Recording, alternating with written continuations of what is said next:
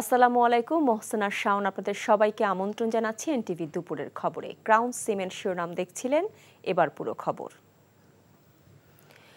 আওয়ামী লীগের ৭৫তম প্রতিষ্ঠা বার্ষিকী উপলক্ষে বঙ্গবন্ধু শেখ মুজিবুর রহমানের প্রতিকৃতিতে ফুল দিয়ে শ্রদ্ধা নিবেদন করেছেন দলের সভাপতি ও প্রধানমন্ত্রী শেখ হাসিনা। সকাল ৭টায় ধানমন্ডি ৩২ নম্বরে বঙ্গবন্ধু শেখ মুজিবুর রহমানের প্রতিকৃতিতে শ্রদ্ধা জানান তিনি। পরে দলের সিনিয়র নেতৃবৃন্দকে সঙ্গে নিয়ে আওয়ামী লীগ সভাপতি হিসেবে শেখ হাসিনা দলের পক্ষ থেকে জাতির পিতার প্রতিকৃতিতে আরেক দফা পুষ্পস্তবক অর্পণ করে শ্রদ্ধা নিবেদন করেন। আওয়ামী লীগের পথ চলায় প্রধান বাধা বিএনপি, অভিযোগ করে দলটির সাধারণ সম্পাদক ওবায়দুল কাদের বলেছেন, বিএনপি ও সাম্প্রদায়িক অপশক্তি জঙ্গিবাদকে পরাজিত করা এবারের অঙ্গীকার। আমাদের আজকে সাম্প্রদায়িক জঙ্গিবাদী শক্তি আমাদের অভিন্ন শত্রু। এই অভিন্ন শত্রু বিএনপির নেতৃত্বে ঐক্যবদ্ধ।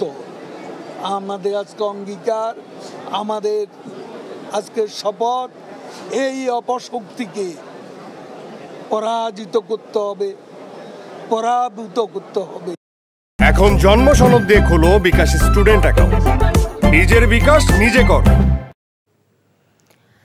আওয়ামী লীগের প্রতিষ্ঠা বার্ষিকী উপলক্ষে রাজধানীর সোহরাওয়ার্দী উদ্যানে আলোচনা সভার আয়োজন করেছে দলটি। অনুষ্ঠানে প্রধান অতিথির বক্তব্য রাখবেন দলীয় সভানেত্রী ও প্রধানমন্ত্রী শেখ হাসিনা। এ বিষয়ে জানতে চাচ্ছি সোহরাওয়ার্দী উদ্যানে, সেখানে আছেন আমাদের সহকর্মী মুকসিমুল আহসান। মুকসিমুল, নেতাকর্মীদের উপস্থিতি কেমন দেখছেন, আর প্রধানমন্ত্রী ঠিক কখন বক্তব্য রাখবেন কিছু জানতে পেরেছেন?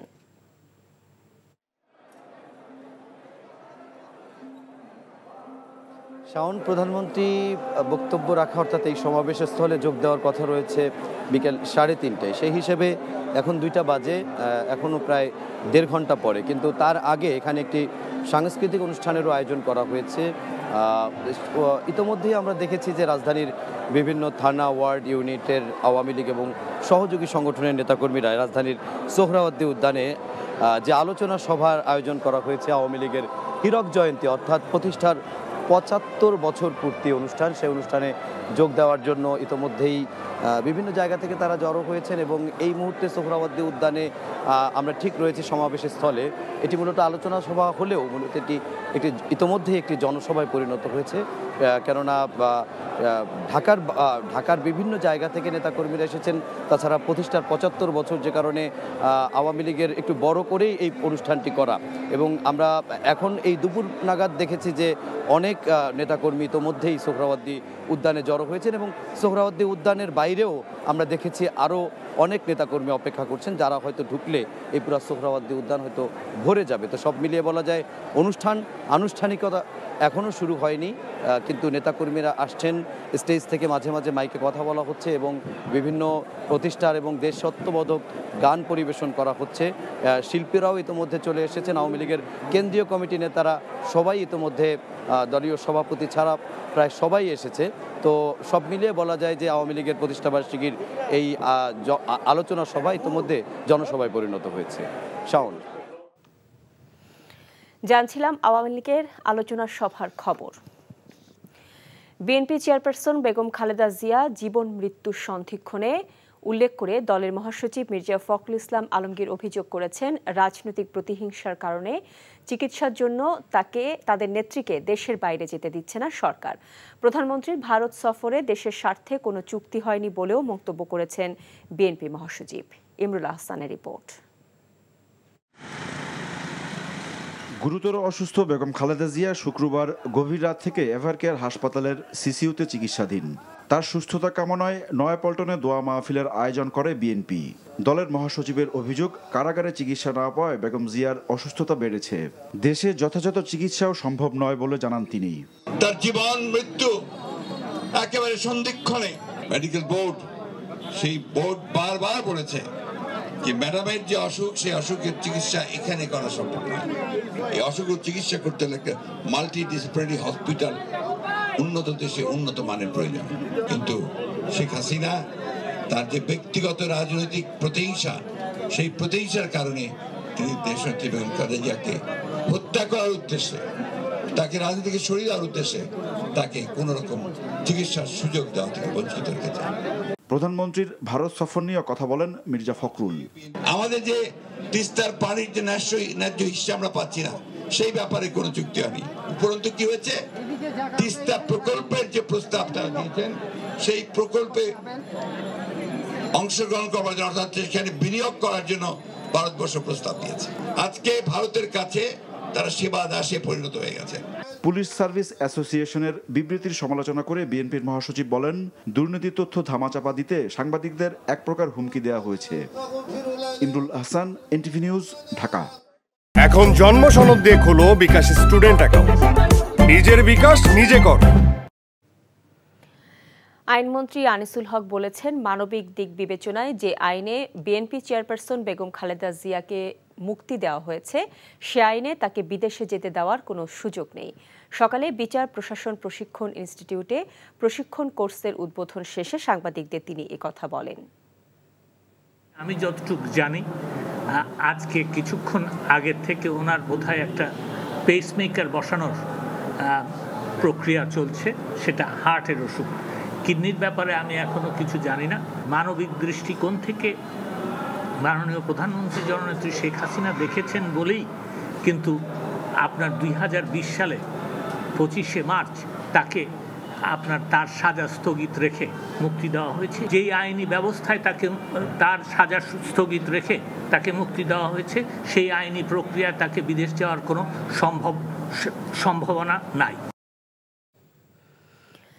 বহুল আলোচিত সমালোচিত রাজস্ব কর্মকর্তা মতিউর রহমানকে কাস্টম এক্সাইজ ও ভ্যাট আপিল ট্রাইব্যুনালের প্রেসিডেন্টের পদ থেকে সরিয়ে অর্থ মন্ত্রণালয়ের অভ্যন্তরীণ সম্পদ বিভাগে সংযুক্ত করা হয়েছে। 12 লাখ টাকা ছাগল কাণ্ডে আলোচনায় আসেন মতিউর রহমান। এরপর থেকেই তার অঢেল সম্পদের খবর প্রকাশ পায় গণমাধ্যমে। সাদেক এগ্রো থেকে তার ছেলে ইফাত 12 লাখ টাকার কোরবানির ছাগল কেনেন। সেই ছবি সামাজিক যোগাযোগ মাধ্যমে ছড়িয়ে পড়লে বের হয়ে আসে মতিউরের থলের বিড়াল। তার স্ত্রী, ছেলে, মেয়ের নামে দেশে বিদেশে দামি গাড়ি, বিলাসবহুল বাড়ি, ফ্ল্যাট এবং একাধিক রিসোর্টের মালিক মতিউর রহমান, এমন খবর প্রকাশ পায় গণমাধ্যমে। এমন প্রেক্ষিতে কাস্টম এক্সাইজ ও ভ্যাট আপিল ট্রাইব্যুনালের প্রেসিডেন্টের পদ থেকে সরিয়ে অর্থ মন্ত্রণালয়ে সংযুক্ত করে প্রজ্ঞাপন জারি করা হয়েছে। প্রস্তাবিত বাজেট টেকসই ও পরিবর্তন উপযোগী জ্বালানি তৈরির বাজেট নয় উল্লেখ করে Centre for Policy Dialogue CPD বলেছে, জ্বালানি নির্ভর বিদ্যুৎ থেকে নবায়নযোগ্য জ্বালানিতে পরিবর্তনের জন্য পর্যাপ্ত বরাদ্দ রাখা হয়নি। রাজধানীর ব্র্যাক সেন্টারে সিপিডি আয়োজিত আলোচনায় বক্তারা জানান, পুরাতন জ্বালানি নির্ভর বিদ্যুৎ কেন্দ্রগুলো ধীরে ধীরে কমানোর পরিকল্পনা নেই প্রস্তাবিত বাজেটে। 48টি কূপ থেকে গ্যাস উত্তোলনের বরাদ্দ দেওয়া হয়নি। জ্বালানি খাতে শক্তিশালী কোনো নিয়ন্ত্রক সংস্থা নেই উল্লেখ করে জ্বালানি বিশেষজ্ঞরা অভিযোগ করেন, এ কারণে জ্বালানি খাতে নৈরাজ্য চলছে। দীর্ঘমেয়াদী চিন্তা না থাকার কারণে বিদ্যুতের দাম বাড়ছে, যার ক্যাপাসিটি চার্জ ভোক্তাদের উপর পড়বে। ভারতের কাছ থেকে বাংলাদেশ পানির ন্যায্য হিস্যা পাচ্ছে না বলে 100টি নদী মরে গেছে।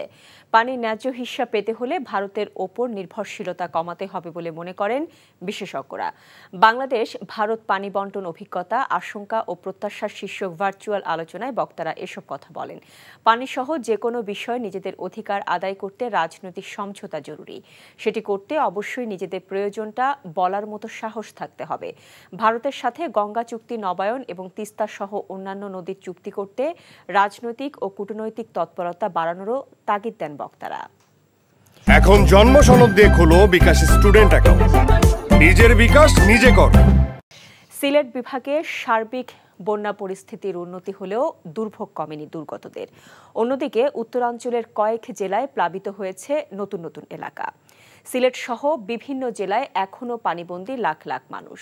দুর্গত এলাকায় বিশুদ্ধ পানি এবং খাবারের তীব্র সংকট। ছড়িয়ে পড়েছে পানিবাহিত রোগবালাই। বিস্তারিত ডেস্ক রিপোর্টে। সিলেটে সুরমা ও কুশিয়ারা নদীর পানি এখনও 4টি পয়েন্টে বিপদসীমার ওপরে। পানিবন্দী জেলার অন্তত 10 লাখ মানুষ। 4 শতাধিক আশ্রয় কেন্দ্রে অবস্থান হয়েছে 20,000-এরও বেশি মানুষের। মানবতর জীবন তাদের। প্লাবিত কিছু এলাকা থেকে পানি নামছে ধীর গতিতে, তবু স্বস্তি নেই দুর্গতদের। আমরা কোনো নির্দিষ্ট নাই, কোনো আমরা শান্তি হইব।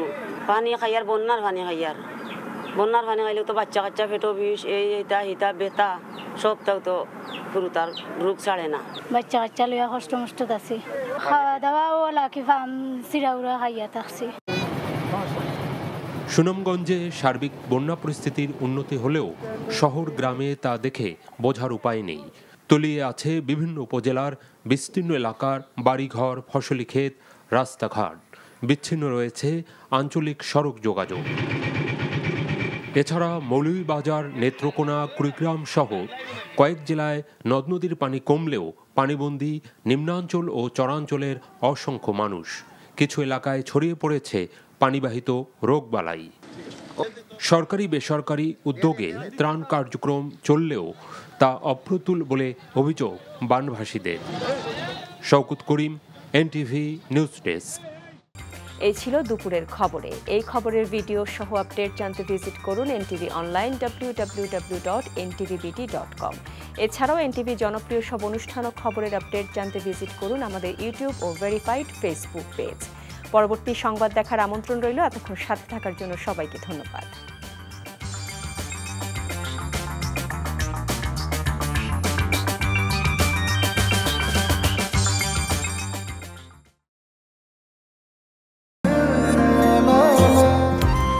আমি মনে হয় তোমারে ভালোবাসি, মনে হয় না, আসলেই ভালোবাসি।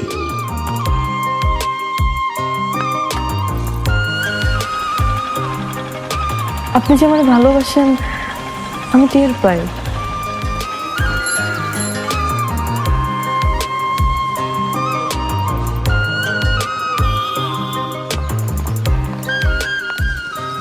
বুকের বাম পাশে যে ব্যথাটা হয়, ওই ব্যথাটার কাছে প্রশ্ন করে দেখো না, ভালোবাসো কিনা।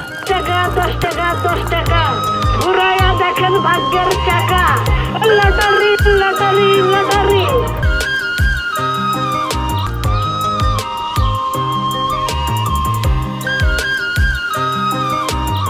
আপনি না চোখের যন্ত্রণা বুঝতে পারেন, বুঝে নেন।